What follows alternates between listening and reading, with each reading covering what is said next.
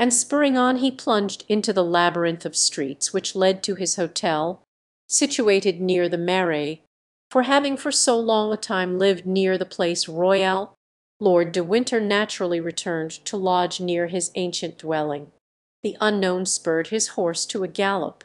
De Winter dismounted at his hotel and went up into his apartment, intending to watch the spy, but as he was about to place his gloves and hat on a table, he saw reflected in a glass opposite to him a figure which stood on the threshold of the room.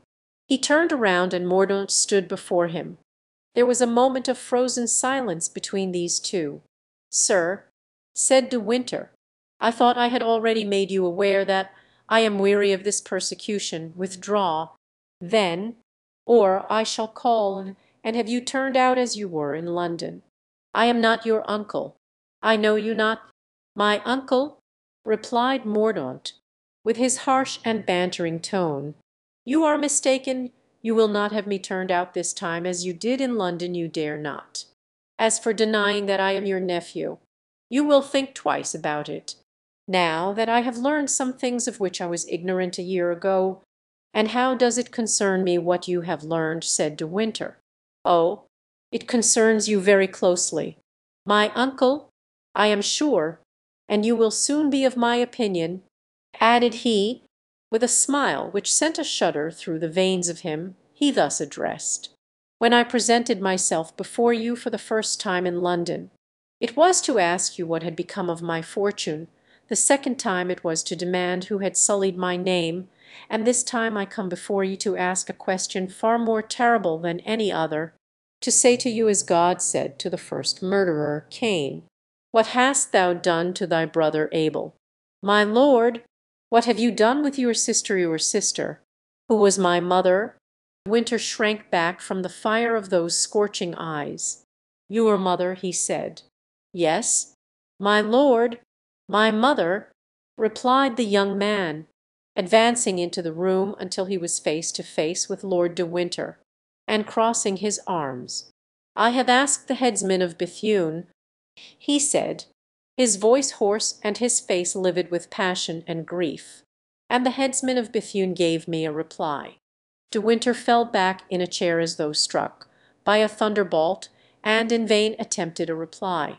"Yes," continued the young man, "all is now explained. With this key I open the abyss. My mother inherited an estate from her husband. You have assassinated her. My name would have secured me the paternal estate. You have deprived me of it. You have despoiled me of my fortune. I am no longer astonished that you knew me not. I am not surprised that you refused to recognize me. When a man is a robber it is hard to call him nephew whom he has impoverished; when one is a murderer, to recognize the man whom one has made an orphan."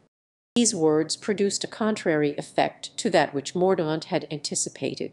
De Winter remembered the monster that Milady had been. He rose, dignified and calm, restraining by the severity of his look the wild glance of the young man. "You desire to fathom this horrible secret," said De Winter. "Well, then, so be it. No, then, what manner of woman it was for whom today you call me to account. That woman had, in all probability, poisoned my brother, and in order to inherit from me she was about to assassinate me in my turn. I have proof of it. What say you to that? I say that she was my mother. She caused the unfortunate Duke of Buckingham to be stabbed by a man who was, ere that, honest, good and pure. What say you to that crime, of which I have the proof? She was my mother. On our return to France she had a young woman, who was attached to one of her opponents, poisoned in the convent of the Augustins at Bethune. Will this crime persuade you of the justice of her punishment? For of all this I have the proofs." "She was my mother," cried the young man, who uttered these three successive exclamations with constantly increasing force. At last, charged with murders, with debauchery, hated by every one, and yet threatening still, like a panther thirsting for blood, she fell under the blows of men whom she had rendered desperate. Though they had never done her the least injury, she met with judges whom her hideous crimes had evoked, And that executioner, you saw that executioner who you say told you everything, that executioner, if he told you everything, told you that he leaped with joy in avenging on her his brother's shame and suicide. Depraved as a girl, adulterous as a wife, an unnatural sister, homicide, poisoner, execrated by all who knew her, by every nation that had been visited by her, she died accursed by heaven and earth. A sob which Mordaunt could not repress burst from his throat, and his livid face became suffused with blood. He clenched his fists. Sweat covered his face. His hair, like Hamlet's, stood on end, and racked with fury he cried out, "Silence! Sir, she was my mother. Her crimes? I know them not, her disorders. I know them not, her vices. I know them not. But this I know, that I had a mother, that 5 men leagued against one woman, murdered her clandestinely by night silently like cowards. I know that you were one of them, my uncle, and that you cried louder than the others, 'She must die, therefore I warn you, and listen well to my words, that they may be engraved upon your memory, never to be forgotten, this murder, which has robbed me of everything, this murder, which has deprived me of my name, this murder, which has impoverished me, this murder, which has made me corrupt, wicked, implacable. I shall summon you to account for it first, and then those who were your accomplices, when I discover them.'